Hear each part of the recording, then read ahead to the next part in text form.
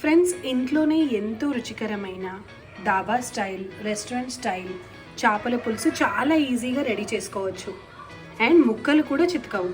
And నా స్టైల్లో చేయండి, మీకు ముక్క అలాగే ఉంటుంది, ప్లస్ భలేగా ఫ్రై అయి ఉంటుంది. ఫ్రెండ్స్, హీట్ కాగానే కొన్ని ధనియాలు, జీలకర్ర, కొన్ని మెంతులు, 2 ఇలాచి, కొన్ని లవంగాలు